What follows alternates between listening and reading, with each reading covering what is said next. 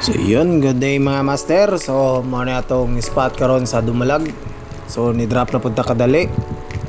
Quick dive lang kana pamantay trabaho no. So wala ko nag-expect nga ingon ani kalubog pa di ay kay wala naman tay balod. Patag ng ilalom pero sad to say ingon ani pa jud ang akong plastada diri sa akong spot. So tsaga-tsaga na lang sa padaplin kay di jud maklarong ibabaw. So bantang kaloyan ni mga pila ka adlaw, linaw-linaw na ni. Samtang ga-arrange ko rin sa akong line no, kaya na ko gitiran nga wa ko kaygo. Pero nag-warm up pa man tani nga time.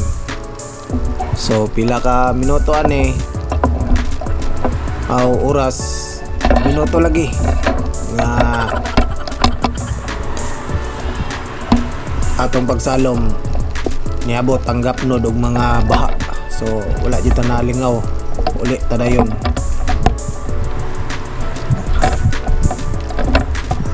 So sunod po na lang pod kung magkinaon sa dive gyapon ta.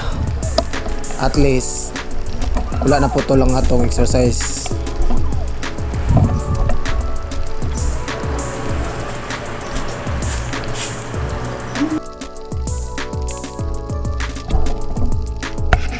One eternity later.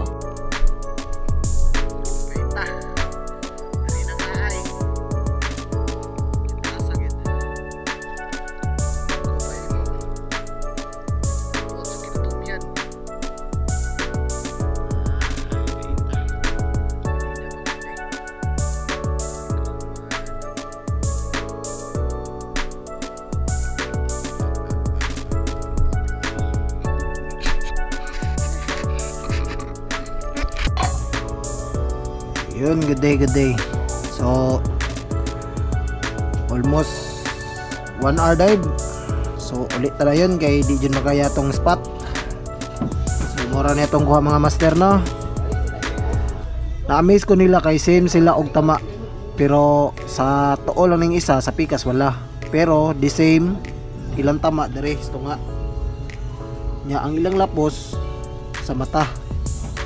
Same sa mulmul lapos niya mata gyapon. Ambot ug naon say dagan ani nilang duha kasi man jud sila gigo. So kanilang sa fight sa nay kumbati na libre na tong. So yun, luto natin sudan no.